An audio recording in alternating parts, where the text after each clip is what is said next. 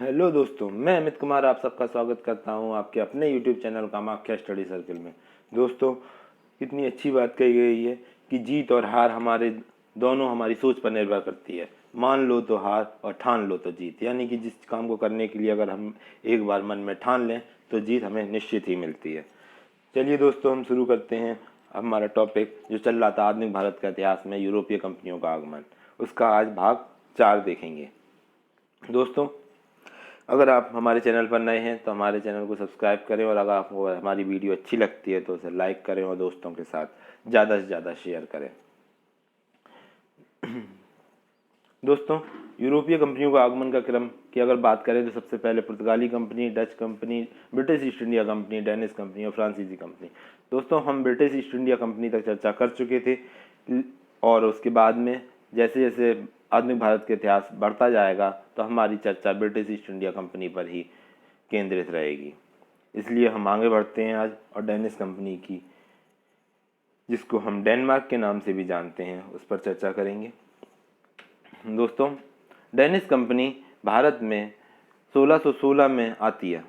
इसका पहला आगमन 1616 में होता है, लेकिन इसकी एक अलग बात ये थी कि भारत में ये राज्य स्थापित करना नहीं चाहती थी, ये भारत पर साम्राज्य बनाना नहीं चाहती थी किसी भी तरीके से। ठीक है, ये अपने बिजनेस के ही इरादे से आई थी, और इसी क्रम में उसने 1620 में ट्रैकुबार में डेनिश कंपनी का पहला व्यापारिक केंद्र खोला जाता है। ठीक है ना, इसको आप व्यापारिक केंद्र, फैक्ट्री कुछ भी कह सकते हैं, जो कि उन्हें तंजौर के शासक से प्राप्त हुई थी। ठीक है दोस्तों, डेनिशों ने इसी क्रम में सबसे पहले उन्होंने ट्रैकुबार में खोली, फिर इसी क्रम में मसूलीपट्टनम, जो आपको पता है आंध्र प्रदेश में है, मसूलीपट्टनम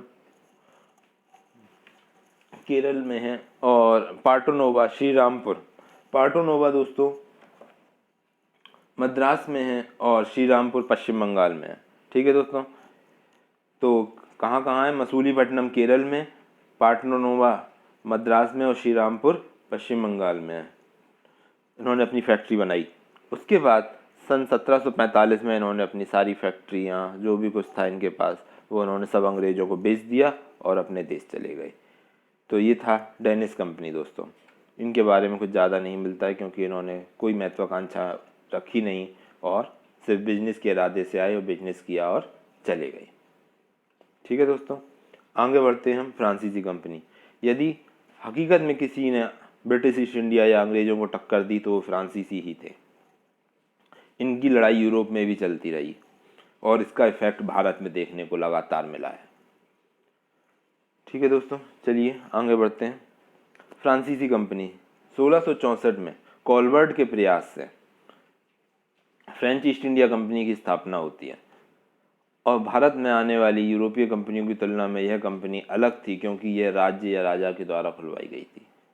दोस्तों, अभी तक हमने जो पिछली 4 कंपनियां देखी, पुर्तगाली हो, चाहे वो डच हो, या ब्रिटिश ईस्ट इंडिया कंपनी हो, या डेनिश कंपनी हो, वो क्या है, एक प्राइवेट संस्था थी, वो प्राइवेट तरीके से बिजनेस करने आई थी। लेकिन यह जो आई थी, ये फ्रांसीसी कंपनी, वो एक राज्य या राजा के द्वारा खुलवाई गई कंपनी थी। यानी कि जैसे कि हम अगर भारत की बात करें तो जैसे कि गेल है, भेल है, या जो सार्वजनिक कंपनियां हैं जो सरकार के अंडर में काम करती हैं, तो इसका अंतर क्या होगा कि जब निजी कंपनियां किसी काम को करेंगी तो वो अपना एमडी नियुक्त कर देती हैं, या सीईओ नियुक्त कर देती हैं, या फिर उसका डायरेक्टर बना देती हैं उस देश का, तो वो निर्णय लेने में सक्षम होता है। लेकिन जब कोई सरकारी कंपनी उस कार्य को करती है तो उसका निर्णय लेने के लिए वो सरकार, उस देश की सरकार से ही निर्णय प्राप्त करती है। ठीक है ना दोस्तों, अगर फ्रांसीसी कंपनी किसी कारण से फेल हुई तो वो यही कारण था कि उसका निर्णय वहाँ बैठे लोग लेते थे, जो कि यहाँ की परिस्थिति को ठीक से नहीं पहचान सकते थे। ठीक है दोस्तों, यह एक निजी कंपनी नहीं थी। 1668 में फ्रैंको केरो द्वारा सूरत में पहली फ्रेंच फैक्ट्री की स्थापना की गई थी। किसके द्वारा? फ्रैंको केरो द्वारा। कब की गई? 1668 में। कब आई है? 1664 में। किसके प्रयास से आई है? कॉलबर्ट के प्रयास से। ये एक सरकारी संस्था थी, ये एक निजी कंपनी नहीं थी। ठीक है दोस्तों, याद रखिएगा, बहुत ही इंपॉर्टेंट फैक्ट है। अब दोस्तों बात करते हैं कि फ्रांसीसी कंपनी कैसे कैसे अपने आप को स्टेब्लिश करती है। आपने देखा कि 1668 में उसने सूरत में अपनी फ्रेंच फैक्ट्री पहली स्थापित कर दी। उसके बाद 1669 में मसूलीपट्टनम में, जो कि केरल में है आपके, 1672 में सैंट थोमे जो आपके चेन्नई में है, 1673 पौंडीचेरी, आप सभी जानते हैं पौंडीचेरी को, 1690 में चंदनगर जो आपके केरल में है, मॉरिशस 1721 मॉरिशस में, ये भी आप जानते हैं, 1725 माहे ये आपका पौंडीचेरी में है, और 1739 ये कराईकल ये भी आपका पौंडीचेरी में है। दोस्तों ये क्रम है फ्रांसीसी कंपनी के फैक्ट्रियों की स्थापना का। ठीक है दोस्तों, अब इसका अंत कैसे होता है वो देख लेते हैं। कर्नाटक के नवाब दोस्त अली की सिफारिश पर मुगल शासक मोहम्मद शाह रंगीला ने एक फरमान जारी कर फ्रांसीसियों को सोने और चांदी के सिक्के जारी करने का अधिकार दे दिया।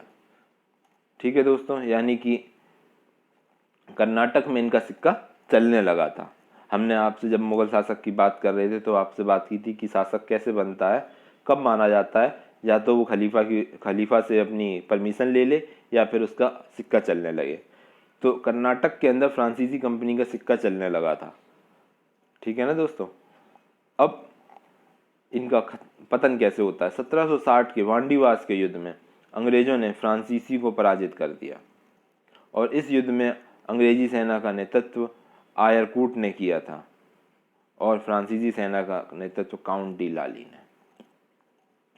ठीक है दोस्तों, अब फ्रांसीसी कंपनी का जो अगला हिस्सा बचा हुआ है वो हम जब कर्नाटक पढ़ेंगे तब हम देखेंगे कि कर्नाटक से किस तरीके से यूरोप में युद्ध चल रहा होता है और उसका इफेक्ट भारत पर पड़ता है, और भारत में भी युद्ध जैसी स्थितियां आती हैं। उसके बाद में 1760 का भी युद्ध होता है।